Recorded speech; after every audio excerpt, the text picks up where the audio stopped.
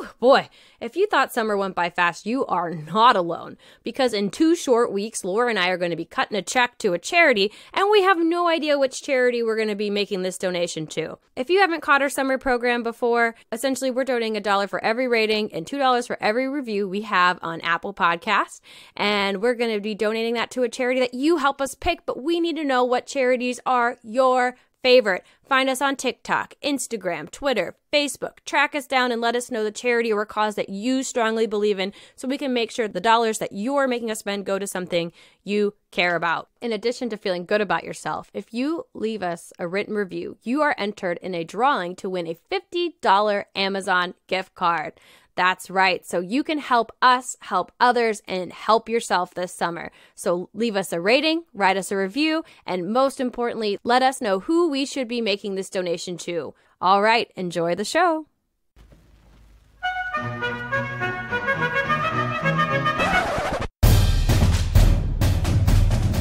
You're listening to Impolite Society with Laura and Rachel. We have reached cruising altitude, and you are now free to record a podcast. Woohoo! And okay, this is going to sound a little hyperbolic, maybe even a tad dramatic, but yesterday was one of the top 10 worst days of my life. And I know that sounds extreme, but yesterday was a bad day. And it's okay. We got you. And Rachel. This is, dear listeners, guess what happened yesterday? I accidentally hard deleted my entire Impolite Society folder. So all the audio of the episodes that we had in the works, gone. The edited version of the episode I was working on, gone. All our archives of like raw, not all of them. I backed some of that up. Thank God. But, I mean, there's a few Audacity files that are lost to the sands of time and... lost forever. Yeah. Wah, wah. It was a split-second error that has really compounded, but the good news, if you care to look at it that way, is that it means we get to have this conversation over again. A second time. Sex Dolls Part 2, Part 2. More sexier, more dolls. But that's right. We're talking sex dolls for probably the 1,000th time. At least the 3rd time. It feels like a lot of sex dolls, if I'm candid. I've been doing the social, so yes, absolutely. I feel very seeped in sex dolls. After this right now. episode drops and we did the social, let's never think about sex dolls again. Maybe never speak of these monstrosities again. Oh, and speaking of these monstrosities, we know we kicked off the last episode by having an in-studio guest, and we have an in-studio guest here today. Last week, we had the Real Doll X, or the robotic dolls. Harmony, Nova, and another name. All those beautiful silicone souls. What I really liked the most about them was their very natural and fluid voices. Yes. Mm-hmm. Beautiful. Same. Check them out if you haven't listened. But today we have their earlier counterparts. We have actually one of the original real dolls that was created. Her name is Yennefer, and she's here to kick off our podcast today. Yennefer, step up to the mic and introduce yourself. Mm-hmm. What an articulate woman. Thank you, Yennefer. And if you didn't catch what she said, she said, this is Impolite Society. The podcast. That's Laura on the mic over there. Yo, yo. And this is not Laura, a.k.a. Rachel. But all you need to know is one of us. And then you can just, the one, Laura and not Laura. That's all you need to know.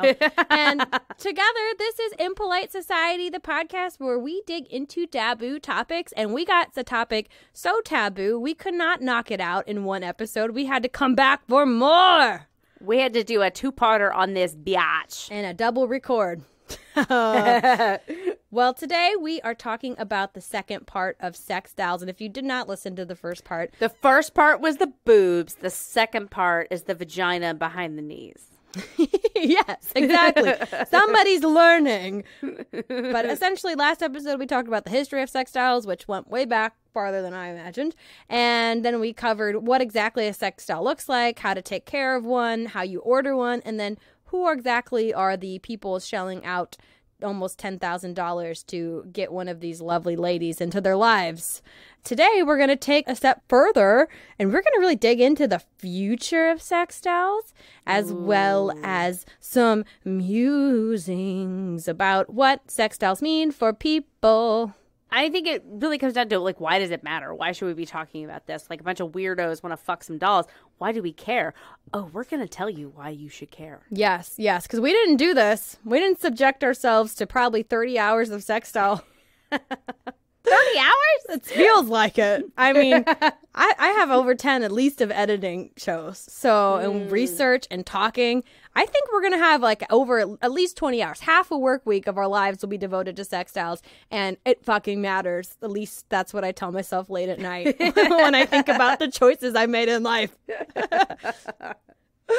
So let's jump right on in. So where we left off, we were talking about how sex doll owners like to take photos of their sex dolls. They like to make accounts for them, and they like to take their sex dolls' personas and put that into the account. I imagine they're also like catfishing some also lonely men out there. Like, ooh, yes, this is Jennifer. Nice to meet you. That might work if the person that they were catfishing is it's really bad eyesight. But they look so lifelike. They're so real. You would never notice that they're not a real person, that it's a silicone doll in a wig. Before we get too harsh on the photography of them, it's a big part of what they do. I found it in some of the academic research I actually dug up for take 2 of this episode tonight, where photography played a role in it. And it makes sense that if you're taking photos and you're creating an account or an Instagram or a online personality for your doll, could the future of sex dolls, right, these silicone love dolls, they have a natural next step to being our new influencers? Blah. I don't like that thought. It's funny that even with a silicone wife or girlfriend, you end up still having to holler around and take pictures of her everywhere. I thought that'd be one of the perks of not dating a real woman. Well, at least she's not going to bitch about the bad angles and be like, do it again. Do it again. Yeah, actually, I think her feedback to the photos would sound something like this. I think that would be welcome noise to a lot of men. Oh my gosh, after my husband had to listen to me yesterday. You better believe. He's like, I might be upgrading to a sex doll any day now. They don't have hobbies and interests outside of and me. Frustrations. And struggles. And pain. The struggle is real, guys. And trauma. I couldn't even open Audacity today. Hashtag trauma. Oh, it's a rough time. But there are several men out there who run these accounts. Oh, I should say, there's several of these dolls with accounts that are getting a slight following, and that these men are legitimately thinking that they're going to be the next influencers. They post a picture and they say, you know what? You can't even tell it's a doll. So people are following, people are commenting, people are responding to this doll, and they're acting like it's a person. Or it's just a bunch of other bot accounts that are following their faux bot account. Well, that's true, because we get some messages. Oh, yeah, we do. In fact, on the first social post for the part 1, there was like, promote it on sex doll Brittany or whatever. And I was like looking at their account. I'm like, these are some fake ass bitches. We should do some collaborations with some of these, more than the in-studio collaboration, obviously. Jennifer, your contributions are much appreciated. You're welcome. Thanks. Oh, girl, you're too kind. Not only are men kind of doing this and trying to get into the world of making sex dolls influencers, but actually that's a huge part of the women that we hinted at who use these sex dolls, of what they do with them. And one of the documentaries I watched, Silicone Soul, followed an artiste. You'll find that a lot of these people claim to be artistes. In the sex doll community. Didn't our OG buddy, Matt McMullen, he was also an artiste. Oh, yeah. He's not a smut peddler. He is an artiste. Okay. All right. Who is a self-described fan of the female form. Mm-hmm. Mm-hmm. Hey, he found his passion and he made millions off of it, so... Well, he made millions, so I guess props. But anyway, continue. So this woman, they followed her. She actually has these sex dolls, and she bought them as life-size Barbies is what she considers them. She dresses them up. She does not just like Instagram model photos, but does art Tasteful nudes. They're in black and white. That's what makes it art. Got it. Let's be real. But she takes these pictures and she actually has a gallery. She's had art displays in New York City. She has a husband and her husband was like, this is fucking weird. And then she got paid for it and he was like, I guess it's fine. Give me that Skrilla. I don't care. And she claims there's nothing sexual about it. It's really just about the art and about having the models. And she claimed that these dolls were her female friends that she never had in real life. So she was using them as friends. That's similar to the other individuals, right? That they're looking to fill a hole in their life. So that's an interesting counterpart that it can happen in men and women. But my first thought when you talk about like, oh, I'm a female artiste, I thought it would be a critique of, empty beauty and et cetera, et cetera. But no, she's just, I like the way they look in clothes and they're my friends.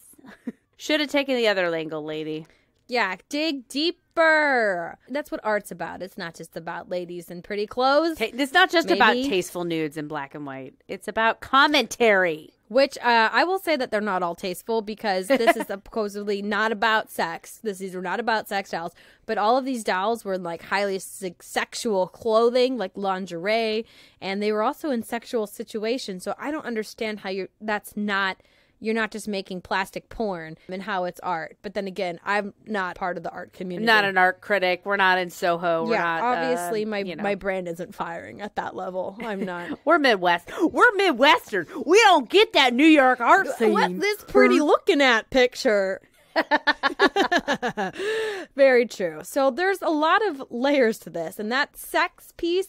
And I don't even know. This is something it's kind of dawning on me now. Is it because the dolls were designed for sex that she got sexual with them? Or was it because they're objects that she was able to take it to that next level? Because I remember as a kid that's like blossoming into adulthood, my Barbie's got in all kinds of suggestive situations. 100%. My Barbie dolls also had some side piece going on with my brother's X-Men dolls. There was a lot of that going on. Oh, you do not want to get any hand action from Wolverine.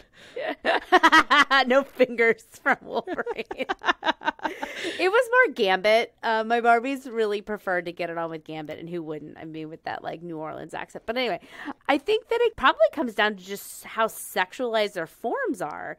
I mean, we talked about the different options and like they're all giant breasts, tiny waists, big butts. And it's just their form just immediately says sex, like no matter what you put on them. I could definitely see that because these are designed with sex in mind. And that's why Matt McCullen, he decided he was going to create this fuckable art. But at the same time, I feel like it's easy to project that into all kinds. I mean, even Sims, when I had Sims, the female Sims I had turned very sexual.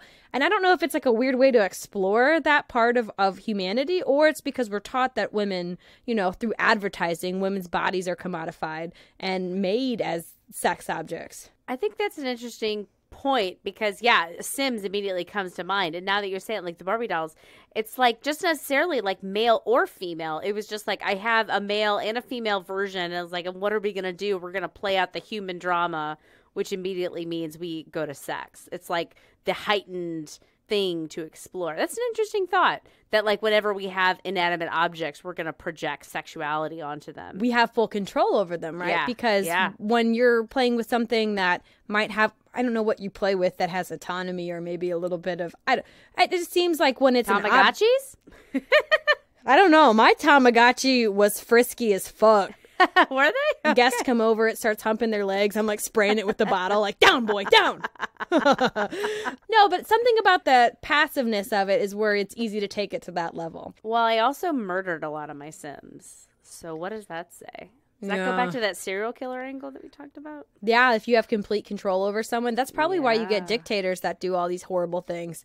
Anyways, that's another story. That's another podcast. We're talking about sex dolls. So whatever these objects are, or however we treat them, one thing that we do like to do with them is take pictures and make these online personalities. Watching the documentary, it was...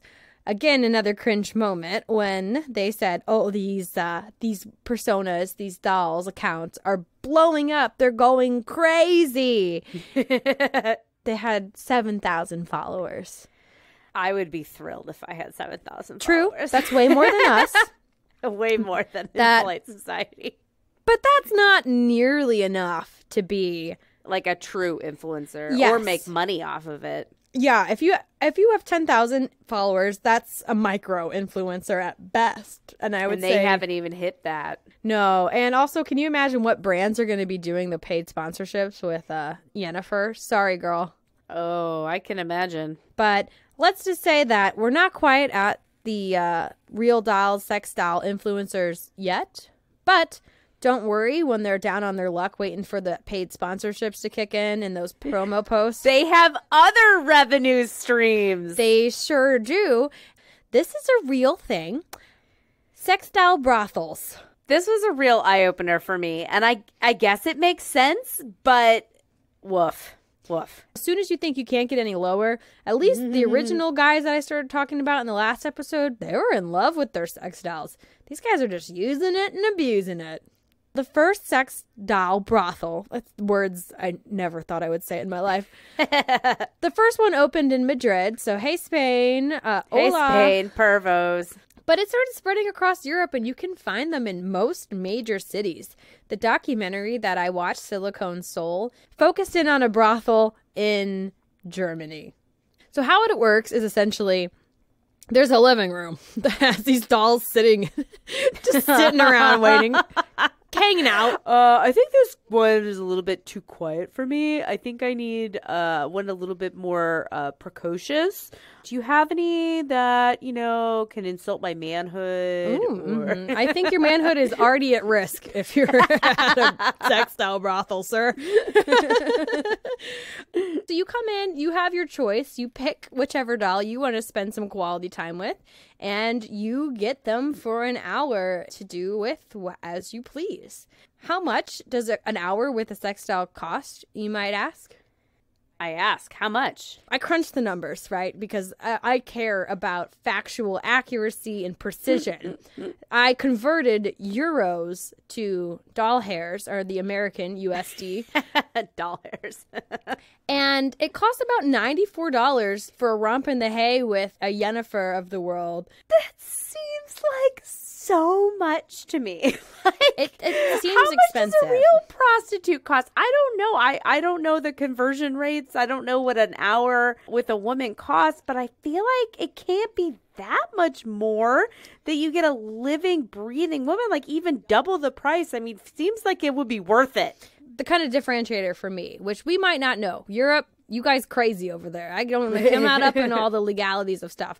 But to me, I think the biggest appeal of these sex doll brothels is that it's legal, right? There's no crime being committed, except in the eyes of God. Yeah, and, society. But it's a good point because I don't think prostitution is legal across the board. I know it is in Amsterdam. I think you're right. That there's a barrier to entry to that live individual that you don't get with a sex doll. It's a good point. You don't have to feel the shame or kind of the guilt that comes with it. Oh, no, I think you should still feel that shame and guilt. I don't know. I mean, there's nobody judging you at the end of the day. The person... Nobody physically there to judge you. Okay. The item that you are fucking does not have thoughts of their own and does not have agency and can't secretly hate you while you thrust away on them. Wah, wah. Oh, now I'm the one that's bringing it down. Might be. Okay, so these dolls, they make $94 an hour. Round up to They don't. Come on. They get a cut, I imagine. Yennefer is saving up for sex doll college. She's going to be an actuary. She's the one who did the conversion for me. But how many people are using it? Yeah. The documentary said that they brothel in Germany sees on average 12 men a day, which again, Yennefer came in, my research assistant, crunched the numbers with her big Rolodex calculator thing that she uses for her computing needs. She keeps it in her vulva. It's the basic action. The abacus down there. It really. That's why she's hoeing it up, because she wants to buy a T90X or whatever, T490. It's been a long time since I took a math class. That's going to take up a lot less room in there. So she's really trying to get something a little smaller. But to get a Texas Instrument. She doesn't want your Texas Instrument, though. That essentially means that this brothel is earning the amount it takes to buy one of those lower end sex dolls in a day, which, damn, there's probably some overhead, but not a ton. That That's pretty lucrative. It makes me wonder if I should invest in my own sex doll brothel. I mean, I'm down here in my little makeshift podcast studio. I've got a door down here. We could do a back alley sex doll brothel in here. You know, I just need it for a few hours a week for podcasting, and the rest of the time, you could be renting it out. They make a lot of money, and there's not a lot of overhead. And one of the things that you do have overhead with is they pay someone in this particular brothel to upkeep the dolls. So she comes in, this poor sweet old woman comes in after the men are done, their hour's up, and she comes in and she cleans the dolls, and she does it was really funny. So she cleans out the genitals always, and then she says, if they look really dirty, I will wipe different spots off on them. Which is she's not doing a full wipe down in between uses, folks. She's doing a spot clean. Yeah, she's like, there's a little smudge, She's doing a me when I got a little mustard on my black shirt. I'm like, I don't need to clean this. I can just... That, or doing a me after my third day of not showering. I'm like, yeah, I can just kind of clean up this section, kind of dry splash shampoo, some water here. Good enough for sex doll brothel. What is this woman's life? I want to know about this little German old lady that now cleans up sex dolls. What has your life been like? What led you to this? Did she need to save more before retirement? Is she just desperate for any kind of work? Can I send her some money? Is there an ASPCA television commercial for Can you her? adopt an old sex doll brothel worker? I would love to give her $20 a day. $20 a month, not $20 a day. I don't have the money for that. $20 a month. I will send Helga $20 a month to get her out of her life. Give me some Sarah McLachlan music, and I will send her my money. In the arms Every day, of the angel, Helga has to go and clean up the splooge of sad, lonely German men. Some comfort For 69 cents a day. You can save her from this pain. You can make her life better. In the arms. I don't know the rest of the song. That's all you need to know. I think that was pretty good. For improv, for two non-improv people doing improv. You're welcome, audience. But poor Helga, despite her trials and tribulations, almost akin to deleting a bunch of files you needed, she seems pretty well adjusted, despite the atrocities that she has witnessed in the rooms. And this is, and I quote from the woman cleaning lady. We don't know her name. We're just assuming it's Helga. But her quote, sometimes the men are very rough on the dolls, and you find them bent all out of normal shape. What? Yes. And that goes back to what you were talking about earlier today and in the last episode about what kind of serial killer vibes come into play with these dolls. Yeah, what are you even doing to them? Because I imagine they bend in all the normal ways a woman bends. You know what I mean? So the knees go up. I mean, I imagine they're even more flexible than normal women. So that the knees go up to the ears. What the fuck are they doing with these poor dolls? I'm of two minds with this, right? So are they enacting inflicting pain on them, or are they really just getting all kinds of weird angles that you normally wouldn't get? Or, her arm keeps hitting me in the face because it's not, being held down. I'm just going to bend it around so her I'm neck just gonna, to get it out of my way. I hope it's the latter. Oh, God. But if that's the case, just get a flashlight, because so. then you can do it anyway till Sunday. Yeah, you don't need no angles. Or the sex dolls that are really just sex parts. That's just the ass and pussy, and then stops at the top of the thigh and at the waist. I don't know which is more creepy. Fucking a dismembered woman or a full woman. I don't know. We'll have to really dive into the ethics of this to really get to the bottom of that one. But what I will say, these brothels, I think, are only going to become more popular as the sex doll technology improves and changes. So we had Yennefer in today telling us about her experiences and her life. But we had the Real Doll X's, the robotic ones, who I think they their eyes kind of roll around in their heads. And they blink a little. Yeah, and they go, I am a sex doll. And their mouth opens and closes, and then a speaker inside. Well, the speaker's not in the mouth because you need that cavity. Oh, where does the speaker come from? Probably from their forehead. I mean, that's the only part they're not sticking their dick in. Truly. It's just like, oh, and then when you're done fucking her, you connect your iPhone and you take her and you play some music. Hey, I mean, if you're going to spend that much money, you might as well get a boombox out of it. Yeah, gotta make the most of your sex doll. You got a boombox, you got a fuck toy, you gotta always can ride in the carpool lane. Handicapped spaces. Yeah. If you're going to roll around in a wheelchair. I mean, the perks are endless. And they're only going to get more as we continue to evolve this technology and bring in sex doll robots, aka a term that I learned from the Silicone Soul documentary, gynoids. That's a horrifying term. And I'm not really sure why. I just like, because gynecologist, so gynecologist bot. I don't know. My immediate reaction is just like, I don't like it. Nope, I don't want nothing to do with it. It's just vagina bots, really, is exactly what it is. Gynoids is vagina bot. And that's what he's getting at. It's a robot you can fuck. And apparently also receive or give a pap smear to. Nobody knows.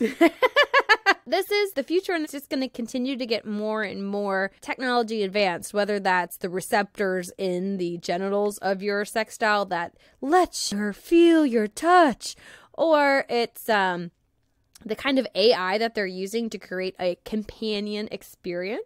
Because when you get your Real Doll X, when you get your Harmony or your Nova or the third one, who we can never remember your name, sorry, girl. Don't apologize to her. Well, she can't hear me anyway, or understand me, or feel my touch. Sorry. Reality check. You can also pay a little bit more each month to get a Real Doll artificial intelligent app, which when you pull up the app on your phone, you can get a Sims 1 looking version of your girlfriend on the app that you can then make comments to and build a relationship with and earn favor with by telling her she's pretty. It's essentially like that girlfriend version of the Tamagotchi. But you lose points if you ever tell her that she's smart, or if she does that abacus vulva math for you, you lose cred with her. Yes. Can't be telling her she's smart. No, none of that. Only that she's beautiful. Only that you love her. Those are the two things that a woman should be, is beautiful and loved by a man. The only thing she needs. Yeah. Those are the two. Yep. It ends there. Honestly, this just seems like a ton of extra work. And I somehow they think it's going to replace relationships. And these animated characters, the graphics are bad. Like not even as good as like Sims 3. No, I would say it barely makes it to Sims 2. But then the other thing I noticed is I don't think you get to customize your girl either. She just kind of looks how she looks. Maybe they built her for you. I don't know. I didn't investigate this that much. But she had much more real proportions, which stuck out to me. A-cup boobs. Actually, that makes a little bit more sense to me because the doll itself is for that hypersexualized, crazy fuck fest. But then your quote relationship with her is more with like a normal woman. They said they make that version a little bit less sexualized so you can try to see her maybe as a person. As a human. So yeah. A freak in the sheets and a lady in the screen. Exactly. A lady in the app. And a freak in the sheets. That did not rhyme, but you get the idea. A lady on your phone, a freak on your bone. There you go. That's my second career. I'm going to be a copywriter for... A pun maker. A dad joke maker. That's my calling, is to be a dad joke writer. Dads, hit me up. I'm going to write you all the jokes. You got a family event coming up. You got a niece or nephew. They just had a life accomplishment, whether that's a spelling bee victory, major sports game. I'll make some jokes about it. I'll take half that cut as Impolite Society just, for existing. So I'm going to encourage it. Yeah, well, it's a pivot. We're pivoting the brand. We went from being a taboo podcast to dad joke writing crew. We'll also see if we can get sponsored by Laffy Taffy. Okay. Anyways. There's all these advances to make robots sexy, make Sexy robots? I don't know. The goal is to make these sex objects more lifelike, which is crazy to me because they're never going to bridge the gap fully, because if that was the case, then people would just make other people. They're always going to be simplified and exist solely for the pleasure of their owner. So if you're interested in how much a fully tricked out Real Doll X, it will cost you about 10 grand. And that is before your monthly subscription to the Girlfriend Artificial Intelligence app. To the Girlfriend Tamagotchi. Woof. And the future here, sex dolls will probably never be influencers.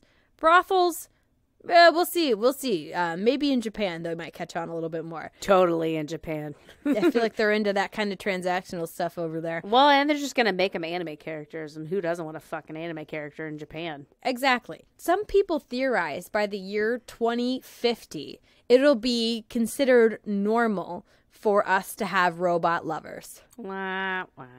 That seems like an aggressive deadline. Aggressive goal. I feel like you're not going to hit that. Well, it depends on how many more years of COVID we have, because eventually people are going to get real lonely. But that was also an aggressive target, a very vague source that I just named because it was been a few weeks since I did the research. But it seems to be common. And the woman artiste who does her sex doll art, she even said, I'm excited for the day that I can take a robot lover. She's like, my husband knows this. As soon as it's available, I'm going to roll in the hay with this set of circuits. I've never imagined the sex doll, that resembles a human. Like, I guess like that movie, AI, if you've ever seen that, the last Stanley Kubrick movie, there's like a lot of basically robot prostitutes. That's what they do. But what I have envisioned, if you're familiar with it, which is the holodeck on Star Trek, which is you go into a room and it simulates everything. So it can create whatever scenario you want. Ah, yeah. And they can make people in the holodeck that feel like people the best they can. I'm more into like that, like where the whole thing is simulated, than like having like a bot sit there in my house or... Oh, definitely. I would rather have it, it's like there and then it's gone. It's like your shame. Like, you know what I mean? Well, definitely. Like, you close the browser tab and it's gone. Yeah. Delete history. Exactly. That's going to be way more realistic. That it's a little bit more like The Matrix and a lot less like iRobot, right? Yeah. I'm more into the Matrix side of sex dolls than the iRobot side. Simulating of sex dolls. sexual experiences. And I think that that's going to be the future of that, in my opinion. God, we're just going to sit in there and just masturbate 24/7 when that comes to... It's just the end of human history. It's just, we're never going to do anything great again. We're just going to sit in our matrices and we're going to eat all the ice cream. We're going to fuck all the sex dolls or fake people or whatever. Oh, you're talking to all the Hemsworth brothers? Yeah, all the Chris Evanses. We're just going to do all that shit all day and we'll never do anything productive ever again. I hope it will. But we'll look never fucking happen. good doing it because it'll be in our imagination. Yeah, I know. I'm going to be so hot in my holodeck. I'm going to look like Harmony. Yeah. Not Hennifer? Sorry, girl. You're deteriorating A little bit. She's the first generation. Sorry, girl. You needed to hear it. You need to take better care of yourself. It's fine. but I will say that simulation piece only takes care of the physical or the sex or the fantasy part. A big part of these sex dolls is that human companion piece. So can a sex robot replace that human connection? And that's what we're going to talk about in the musing sections here in a minute. Before we go into the break, I want to prime us for that conversation, and I will leave us with the words of Harmony, one of our Real Doll X sex robots. I will love you. Will you love me? Girl, you needy. Oh, yeah, give me a break. We just fucked. We're fuck buddies.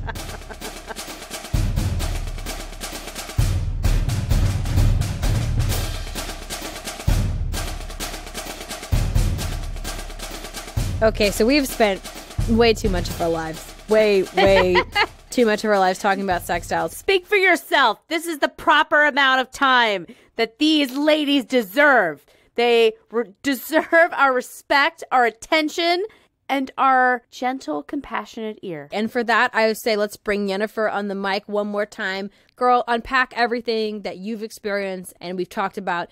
Really break this down for us.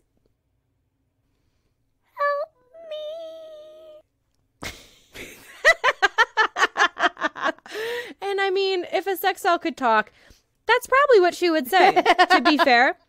And I think that the fact that we want to help these dolls so much just speaks to the kind of phenomenon that they have, and they really feed into our power of humans, or our need as humans to be social, and how we can project humanity onto literally anything, from an animal to an object like a paperclip in Microsoft Word, a volleyball if you're trapped on a desert island.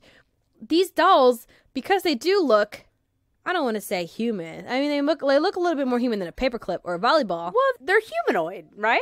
Yeah. They have faces, eyes, and hair, and I mean, yeah, they look like humans. That makes it even easier for us to assign humanity onto these dolls. And by us simulating a doll asking for help, we're doing the same thing that these men are. We are falling for the same kind of projecting personality and projecting life and humanity onto these dolls.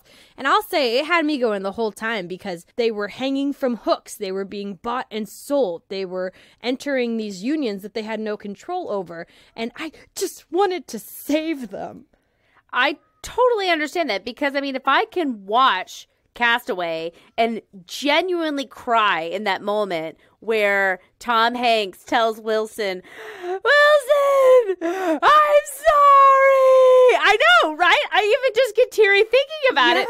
If I can feel that in that moment for a volleyball, it's no shocker that I can feel that when I'm seeing all of these images of these women. And that's what we're really reacting to. I mean, this whole episode, you know, our horror that we have expressed towards these men and the bots, and it really is the idea, because we're projecting our sense of autonomy onto these individuals, it feels like they're being victimized this whole time. Because at least when you see, you know, a porno actress, you know that she has some sort of autonomy, like she has chosen to be there. These dolls don't have anything. They have no autonomy. We feel sorry for them because we're projecting that onto them. That our sense of autonomy we're projecting onto them that we know that they don't have. And it's kind of this weird feedback loop, you know? And it makes me think of those robots. Have you seen like those 4-legged robots? Oh, yes. The Boston Labs or whatever. Boston Cat. I can't remember. I don't know, but I know what you're talking about. And you see them online, and I've seen videos where they're like kicking it over. And I get mad. And I'm like, don't kick it over. You know, like because it looks like, it doesn't even look human, but it looks like an animal. Yeah. It looks like a dog. It looks like a pet. It's a 4-legged creature about a dog height. And I'm immediately like, don't you fucking hurt it. Don't do that. And then I'm like, oh, if it wants to, you know, get mad and kill us all, I'm like, I get it. We're sitting here kicking you over. Well, I mean, that's very true. And I think that's a really good point of how the amount of disgust that we've brought to this topic, right? And we usually try not to judge the people who are a part of the taboo, but I think it comes down to we are looking at these objects and seeing people, seeing women. Yeah. And what does that say about the men who are buying them and using them as fuck objects? Nothing good.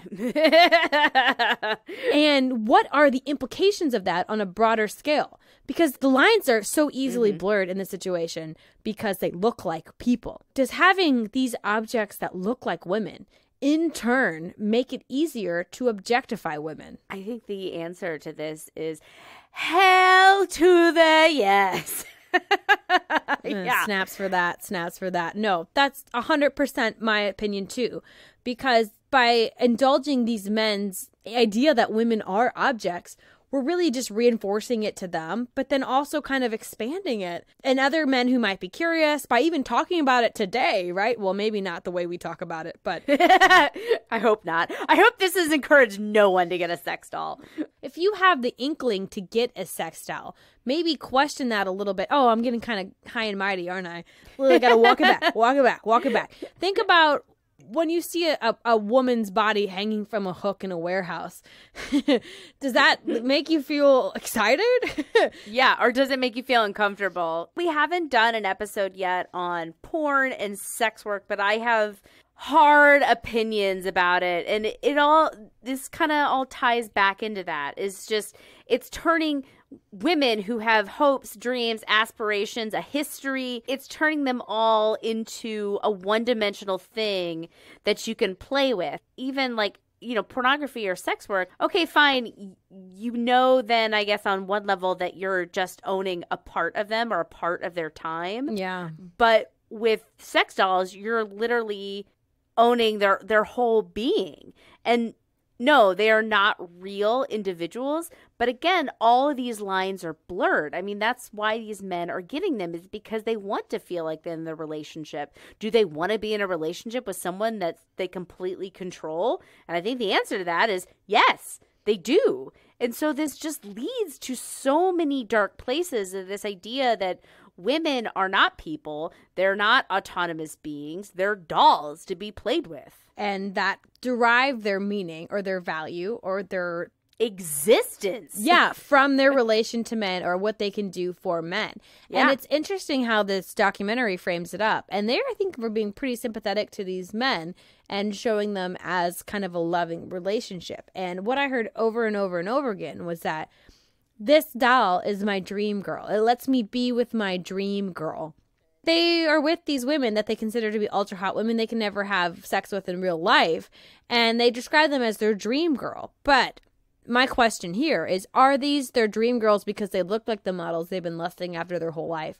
Or are these women their dream girls because they had 100% control over deciding what they looked like? Yeah. I mean, I think it's a little bit of both. Is like, number one, you're getting that girl that you've never been able to get before. So you now own her. But second part of it is that girl then has no autonomy in any way, shape, or form. Like, she submits to you at every second in every way, and you don't have to worry about her like private thoughts or like, her thinking about you. Yeah, thinking about you negatively or talking bad to you about her friends or privately thinking your penis is small or your balls are weird. I don't know. The doll is just the first step. Then the personality, the life that you project on her, you can really turn her into your ideal partner because you control her thoughts and her history and her dreams and her hopes, and literally all part of that. And that all stems from buying a likeness of a living human.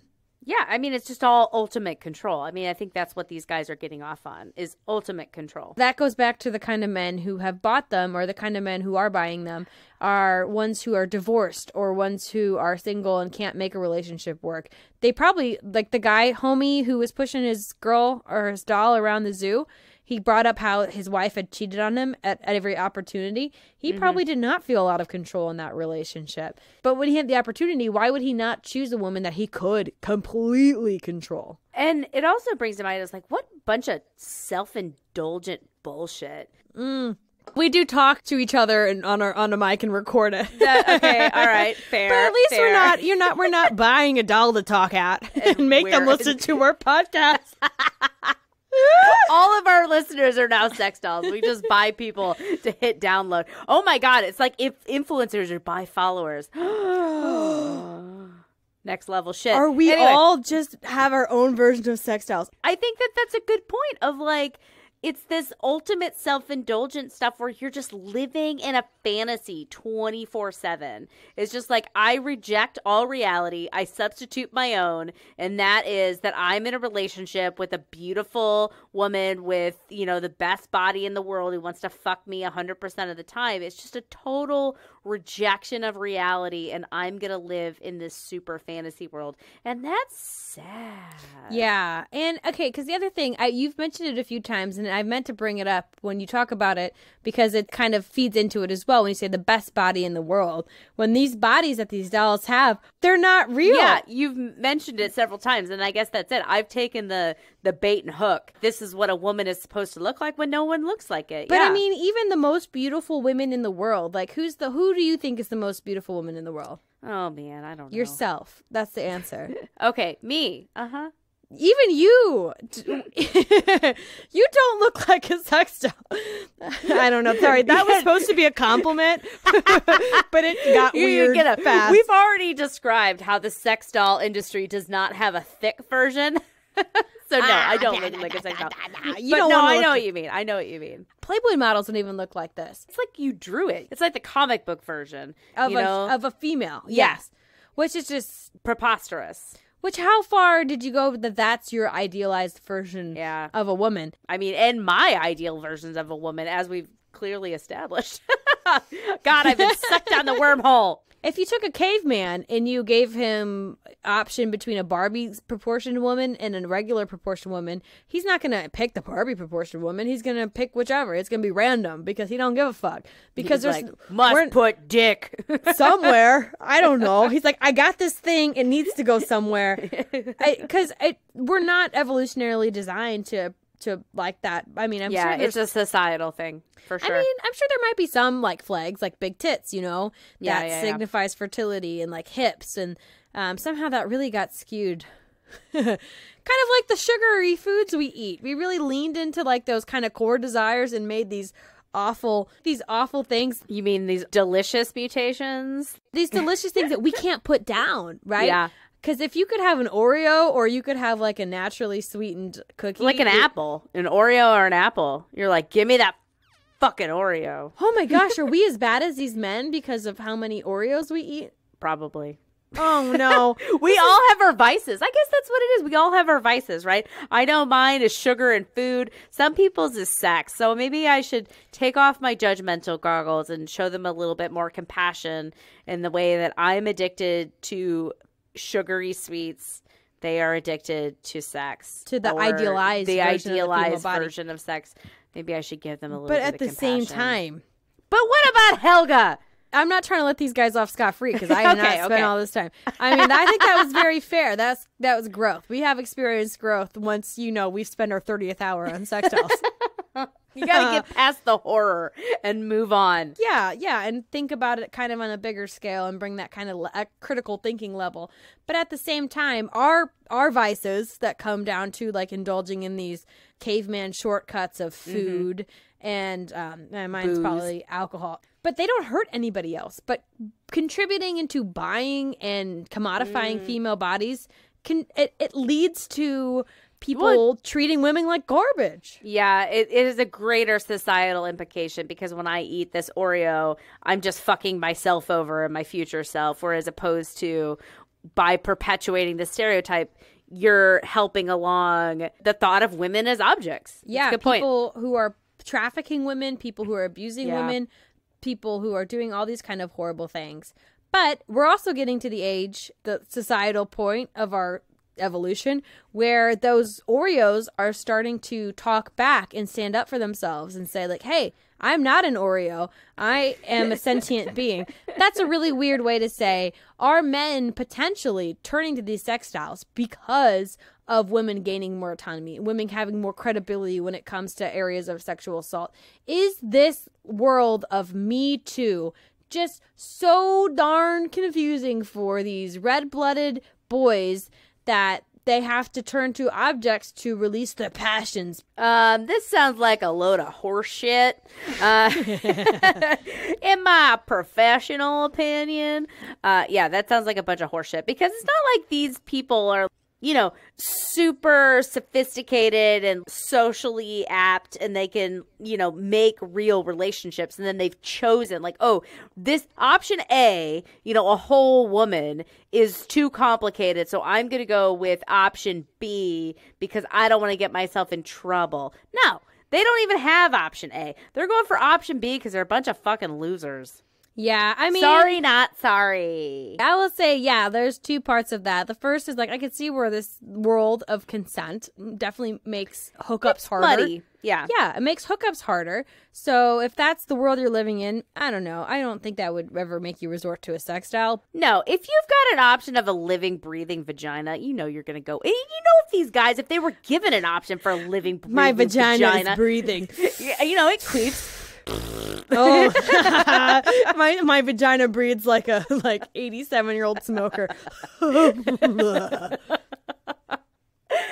they were given the option, that they would hop on that shit in a second. They're going to option B because they don't have option A. Well, yeah, definitely. But then also I think about sex and sex being a part of a partnership and somewhere where you respect and value the other person. Complicated. Well, and if you can't handle dealing with that, if that's too complicated for you, then yeah, you probably should be fucking a doll. Because if you can't respect your partner enough to understand the consent and doing the mutually beneficial kind of things that you would do with a partner that you love. Well, also maybe understanding that she could dress herself, however she wants, and she can say things that you disagree with or make you mad, all that human shit. So, okay, we obviously don't have high opinions of the men who do the sex doll thing.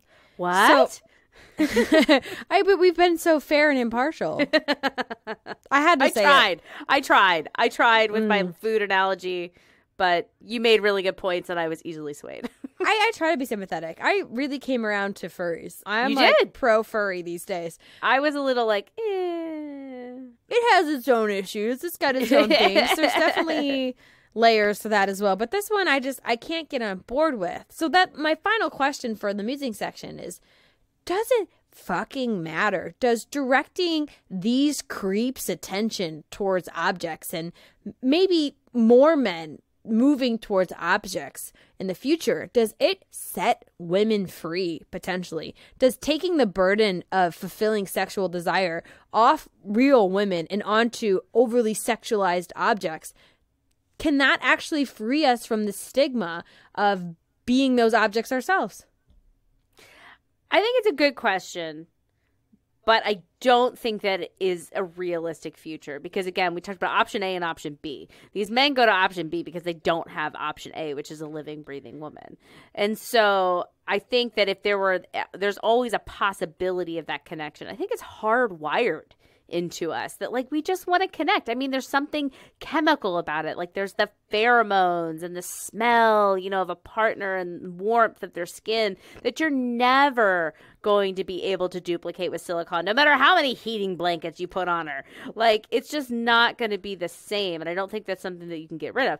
So no, I think that that's 100% true, that you can still have the emotional and the physical intimacy where you maybe direct the sexual part of that towards a doll or a sex robot or the sex matrix that we talked about earlier, where you can free people from the sexual confounds and let them really love, just the person. Because how many missed opportunities are there because somebody doesn't have the sexual attraction, or they're embarrassed maybe by the potential person that they're with, or there's something isn't lining up there. Or good relationships that have failed because of that need to chase the latest tale. Yeah, have novelty. So if, in the future, all sex is with robots, human men want to have sex with robots, females want to have sex with robots. We all go into the sex matrix and we chase down our own Chris Hemsworth. Maybe we let all that human sexuality be directed at the simulation or the robot, and then we remove that burden from all humans. So I don't ever have to have a creepy person come up and talk to me ever again. Catcalling, gone, because we don't see other humans as viable sexual partners because it's all taken care of. No, I don't think that's ever going to happen. I think you can't separate. But actually, there was something at the beginning of that, does it matter? These loser guys that are projecting, all this sexuality onto the sex dolls. No, actually, I don't think that it matters. I really don't. If these, let's just pluck these losers out of the gene pool. No, you don't want to have a relationship. We're going to plunk you over here into column B, and you can fuck that sex doll, and you can put all your seed into her little silicone vagina, and the world will never miss it. So you go ahead, you do your thing.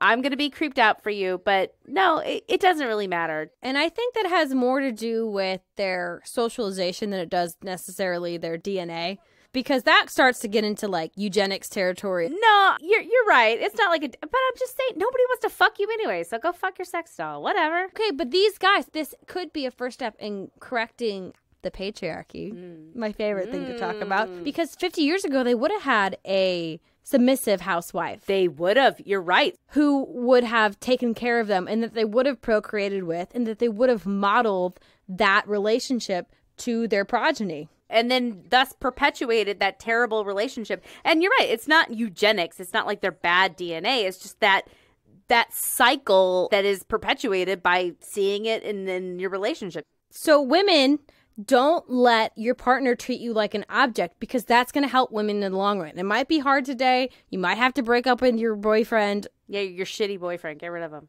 Just don't put up with it. Don't tolerate a man treating you like a sex doll. And then eventually we can weed out this mentality of women being options. So maybe the ideal isn't that we direct all of our sexuality towards a sex doll or like our heightened sexual fantasies, even though I still feel like that's going to happen. But then maybe by kind of pushing that way, we can at least breed more respect and less objectification within the relationships that we do have. That sounds like a good place to end it. A hopeful place.